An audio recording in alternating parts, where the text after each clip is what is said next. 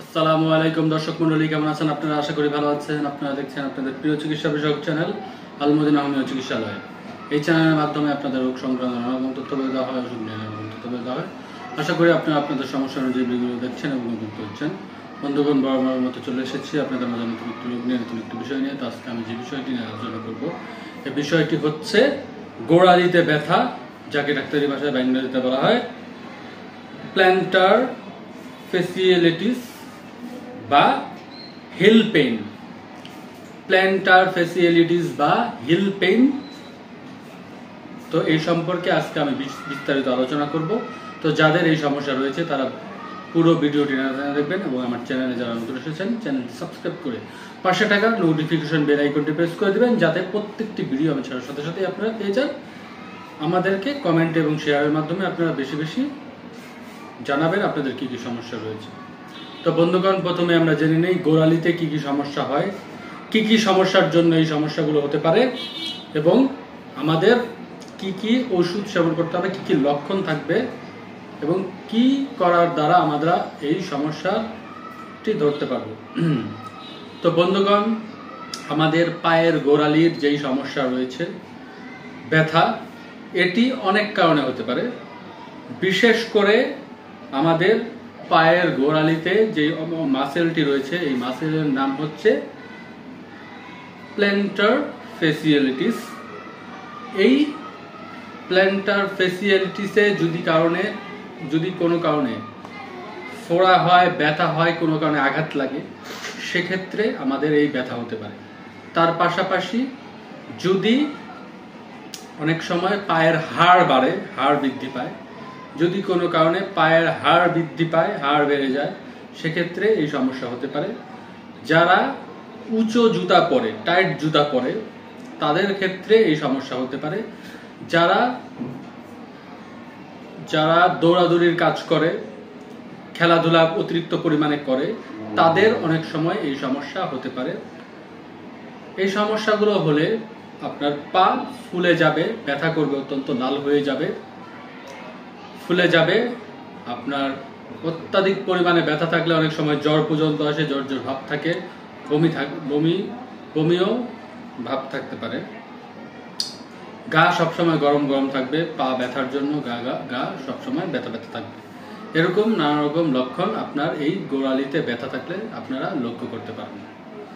তো বন্ধুগণ, আপনারা যদি এই গোড়ালিতে ব্যথা এটা কি জন্য হয়েছে তা যদি সঠিকভাবে জানতে চান, তাহলে এক্স-রে বা ইসিজির মাধ্যমে আপনারা এই সম্পর্কে ধারণা লাভ করতে পারেন এবং সেই অনুযায়ী আপনারা ট্রিটমেন্ট নিলে ইনশাল্লাহ আপনাদের এই সমস্যা ঠিক হয়ে যাবে। এখন আমি কিছু ওষুধের কথা বলবো। এই ওষুধগুলো যদি আপনাদের সাথে লক্ষণে মিলে যায় তাহলে আপনারা সেবন করবেন, আর যদি লক্ষণে না মিলে নিচে আমার নাম্বার দেওয়া থাকবে, এখানে আপনারা যোগাযোগ করে আমার থেকে ওষুধগুলো সংগ্রহ করতে পারেন। পার্সেলের মাধ্যমে সারা বাংলাদেশে ওষুধ সরবরাহ করা হয়, আপনারা বাংলাদেশের যে কোনো জায়গা থেকে ওষুধগুলো নিতে পারেন। তো বন্ধুগণ, এখন আমি কিছু ওষুধের কথা বলবো। প্রথমে যে ওষুধের কথা বলবো, ওষুধটির নাম হলো এন্টিম ক্রুট 200। এন্টিম ক্রুট 200 এই ওষুধটি। বন্ধুগণ, এই ওষুধটির লক্ষণ হচ্ছে যদি আপনাদের এই গোড়ালি ব্যথা নতুন হয়ে থাকে, ভ্রমণশীল হয়ে থাকে, কখনো গোড়ালিতে ব্যথা, কখনো পায়ের সামনে ব্যথা, পায়ের পিছনে ব্যথা, পায়ের ডান পাশে বাম পাশে, অর্থাৎ ব্যথাটি যদি ঘুরে ফিরে বেড়ায়, নতুন হয়ে থাকে, স্থানটি ধরা যায় না, শক্ত হয়ে আছে স্থানটি, এরকম লক্ষণে আপনারা এই ওষুধটি সেবন করতে পারেন। এই ওষুধটি আপনারা যারা বড় রয়েছেন 3 ফোঁটা করে খাওয়ার পূর্বে সেবন করতে হবে, আর যারা ছোট রয়েছে 1 ফোঁটা করে খাওয়ার পূর্বে সেবন করতে হবে। বন্ধুগণ, এর পরবর্তীতে যে ওষুধটি রয়েছে, এই ওষুধটির নাম হলো থুজা 200। থুজা 200 এই ওষুধটি। বন্ধুগণ, এই ওষুধটির লক্ষণ হচ্ছে আপনাদের যদি এই সমস্যাটি পুরাতন হয়ে থাকে, এই সমস্যাটি বেশ কিছুদিন পুরাতন হয়ে থাকে, ব্যথাটা যদি আপনাদের মারাত্মক আকার হয়ে থাকে, ব্যথা আছে কিন্তু চিনচিনিয়ে ব্যথা, অনেক দিন হওয়ার কারণে কমে গিয়েছে, কিন্তু সবসময় আপনার চিনচিনিয়ে একটি ব্যথা রয়েছে, ব্যথা কখনো বাড়ে কখনো কমে এবং সবসময় ব্যথা লেগেই থাকে।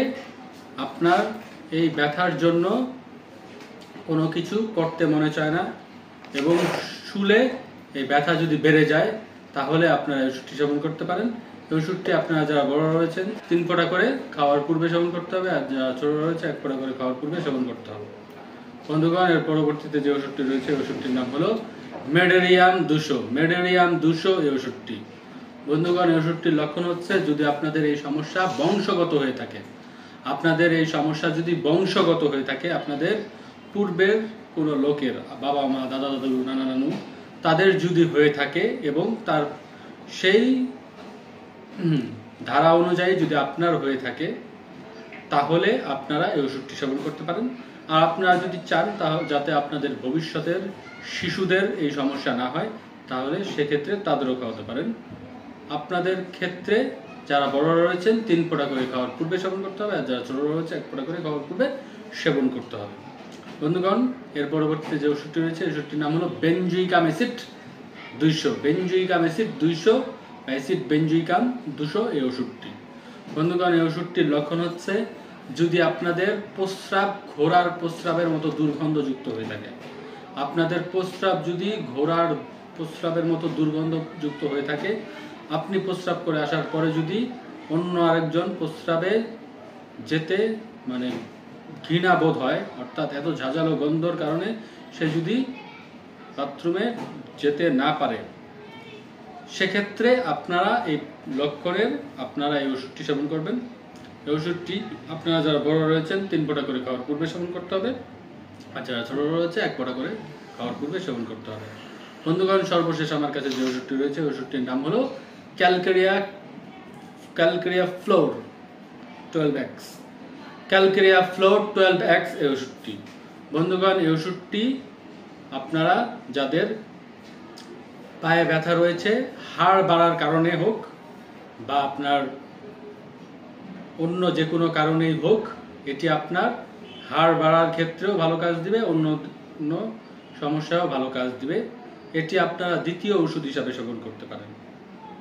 এই ওষুধটি আপনারা যারা বড় রয়েছেন 4টি করে চাবিয়ে চুষে খাওয়ার পর সেবন করবেন, আর যারা ছোট রয়েছে 2টি করে চাবিয়ে চুষে খাওয়ার পর সেবন করতে হবে। বন্ধুগণ, আশা করি আমার কথাগুলো বুঝতে পেরেছেন। যদি ভালো লেগে থাকে তাহলে চ্যানেলটি সাবস্ক্রাইব করবেন, পাশে থাকা নোটিফিকেশন বেল আইকনটি প্রেস করে দেবেন, যাতে প্রত্যেকটি ভিডিও আমি ছাড়ার সাথে সাথে আপনারা পেয়ে যান, এবং আমাদেরকে জানাবেন আপনারা কি কি ভিডিও দেখতে চান বা কি কি সমস্যা আপনাদের রয়েছে, সে অনুযায়ী আমরা ভিডিও দেওয়ার চেষ্টা করব ইনশাআল্লাহ। তো বন্ধুগণ, আমাদের চ্যানেলটিও সাবস্ক্রাইব করবেন, আমাদের পেজটিও আপনারা ফলো দিয়ে রাখবেন, যাতে পেজটিও আমাদের বড় হয়। তো বন্ধুগণ, আজকে এ পর্যন্ত রাখছি। ভালো থাকবেন, আপনারা আমাদের জন্য দোয়া করবেন। আসসালামু আলাইকুম রহমতুল্লাহ।